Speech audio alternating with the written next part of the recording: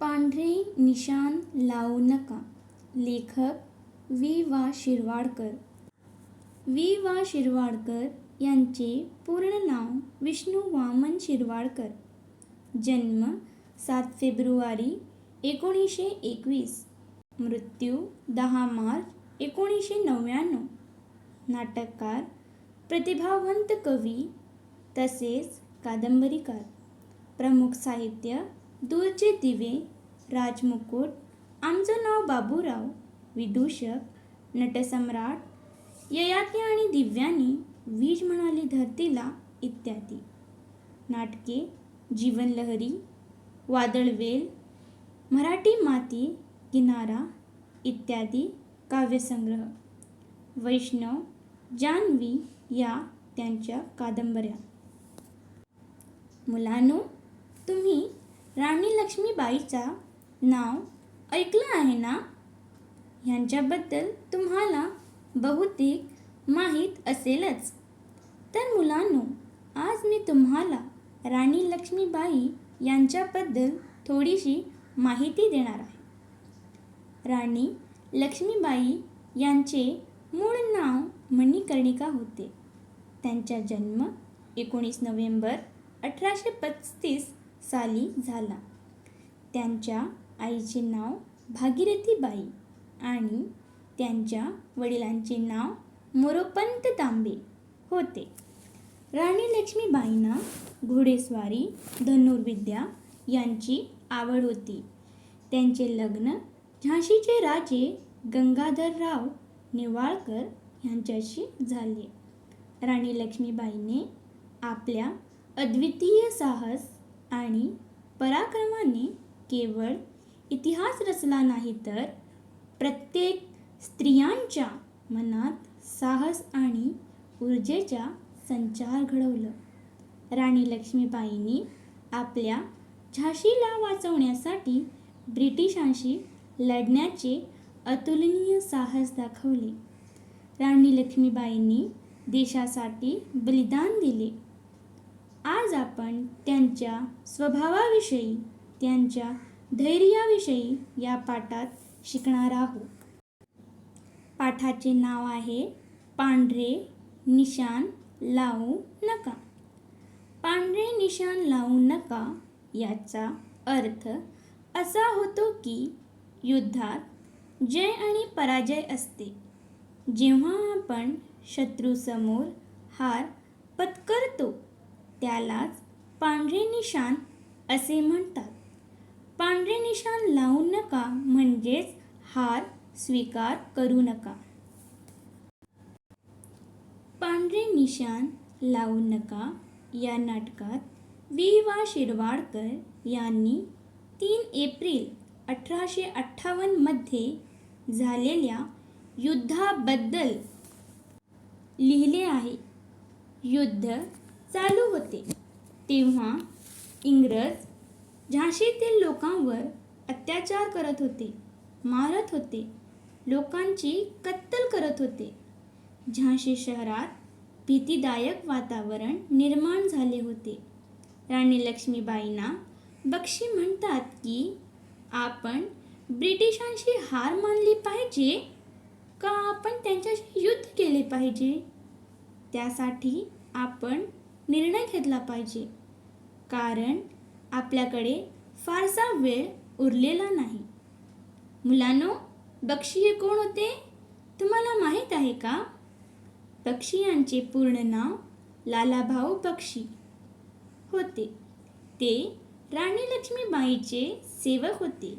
त्यांनी इंग्रजांशी लढण्यात राणी लक्ष्मीबाईंची मदत केली होती. बक्षी राणी लक्ष्मीबाईंना निर्णय घ्यायला सांगत होते, पण राणी सांगतात की मी इंग्रजांची हार पत्करणार नाही.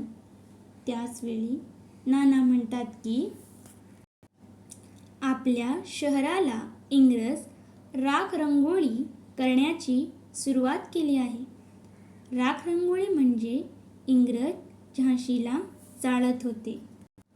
मुलांनो, तुम्हाला माहीत आहे का नाना हे कोण होते? नानासाहेब हे पेशवे वंशातील होते. शिवाजींच्या कारकिर्दीनंतर नानासाहेब सर्वात प्रभावशाली राज्यकर्ते होते. नानासाहेब राणी लक्ष्मीबाईंचे बाळपणाचे मित्र आणि ते युद्धात मदत करण्यासाठी राणी लक्ष्मीबाईंकडे आले होते. नाना सांगतात की जोगनबागेतील हत्येचा बदला घेण्यासाठी शहरात कत्तल आणि जाळपोळ करण्याचा हुकूम जनरल रोजाने दिला आहे. बक्षी म्हणतात की इंग्रजांच्या शक्तिशाली सैनिकांशी लढण्यासाठी शक्यताही आता सुतराम उरलेली नाही, कारण जेव्हा पेशव्यांची फौज त्यांच्या मदतीसाठी येत होती तेव्हा बक्षींना वाटलं होतं की पेशव्यांच्या मदतीने इंग्रजांचे निर्दालन करू, पण तात्या हटले, त्यामुळे त्यांची आशा नष्ट झाली. मुलांनो, तुम्हाला माहीत आहे का तात्या कोण होते? यांचे पूर्ण नाव तात्या टोपे. त्यांचा जन्म नाशिक जिल्ह्यातील येवल्यात झाला. त्यांचे वडील पेशव्यांकडे काम पाहण्यासाठी होते. 1857च्या स्वातंत्र्य संग्रामात नानासाहेबांनी मुख्य सेनापती म्हणून तात्या टोपे यांची निवड केली होती.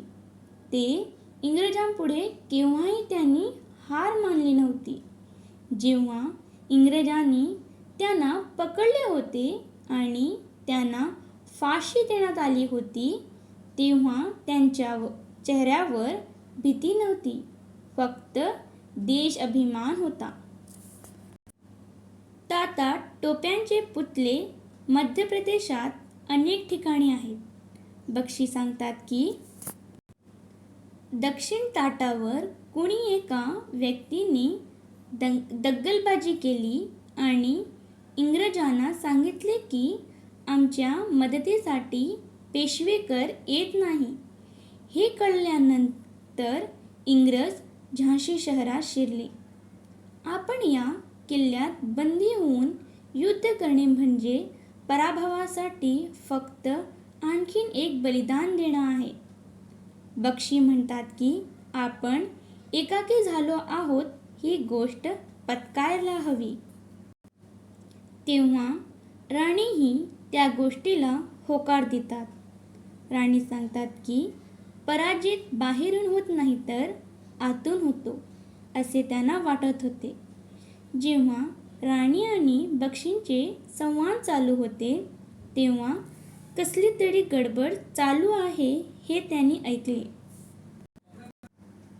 तेव्हा राणी विचारतात की कसली गडबड चालू आहे, तर त्याच वेळी त्यांनी बघितले की समोरून देशमुख एक व्यक्तीला धक्के मारीत घेऊन येत आहेत. जेव्हा राणी देशमुखांना विचारतात की याला का धक्का देत आहे, तर देशमुख म्हणतात की या माणसाने फितुरी केली आहे, यानेच इंग्रजांना आपल्या शहरात घुसण्यासाठी मदत केली आहे. हे ऐकल्यावर राणींना खूप दुःख होतं.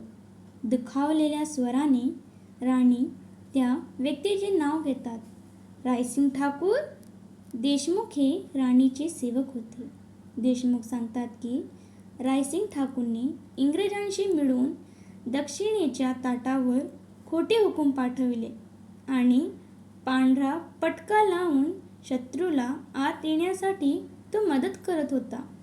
देशमुख म्हणतात की याला एक दगलबाजी पचली म्हणून तो दुसरी दगलबाजी करण्यासाठी किल्ल्यावर जखमी झाल्याचं सोंग केले आणि इंग्रजांना इकरारनामा दिला होता. देशमुख सांगतात जेव्हा हे सगळे त्यांना कळाले तेव्हा त्यांनी रायसिंग ठाकूरला पकडले. राणी सांगतात की तुझ्यावर मला खूप विश्वास होता, पण तूने हा गुन्हा का केला? तेव्हा रायसिंग म्हणतो की मला तुमच्या बरोबर मरायचं नाही. तुम्ही बेवकूफी करतात म्हणून मीही बेवकूफी करणार नाही. हे ऐकताच बक्षी मोठ्या आवाजाने त्याला बदमाश असे म्हणतात. त्याच वेळी राणी देशमुखांना आदेश देतात की रायसिंग ठाकूरला कैदखान्यात ठेवा. देशमुख त्यांना कैदखान्यात ठेवण्यासाठी घेऊन जातात तेव्हा जुलेखा आपल्या पट्ट्यातील पिस्तूल काढते आणि रायसिंग ठाकूरला ठार करते. रायसिंग मरण पावतो. जुलेखा ही राणी लक्ष्मीबाईच्या दरबारातील एक शिपाई. राणी जुलेखा म्हणून आपल्या तोंडातून उद्गार काढतात तेव्हा जुलेखा म्हणते की मला माफ करा, नाहीतर मला ठार करू शकतात, पण मी कोणाच्याही तोंडातून तुमची बेदबी ऐकून घेणार नाही. तुमच्याकडे दया आहे म्हणून तुम्ही त्याला ठार केलं नाही, पण माझ्याकडे फक्त शस्त्र आहे म्हणून मी त्याला ठार केले. राणी देशमुखांना सांगतात की रायसिंगने दगलबाजी केली असली तरी तो आमचाच माणूस होता, म्हणून त्याचा अंतिम संस्कार नीट व्हायला पाहिजे. तर मुलांनो, आपल्याला इथे पाहायला मिळते की राणी लक्ष्मीबाई कितकी दयावान होती. फितुरी केलेल्या माणसालाही त्यांनी मान दिला होता. राणी जुलेखाला सांगतात की तुला नीट झोप मिळाली नाही म्हणून तू बेभान झाली आहे. राणी म्हणतात की ज्यांच्याजवळ फक्त हत्यार असतात त्यांच्याकडे शासन करण्याचा अधिकार नसतो. शासन करण्यासाठी आपल्याकडे दया आणि शस्त्र हे दोन्ही गोष्टी असायलाच पाहिजे. हे ऐकल्यावर जुलेखा मान खाली घालून तिथून निघून जाते.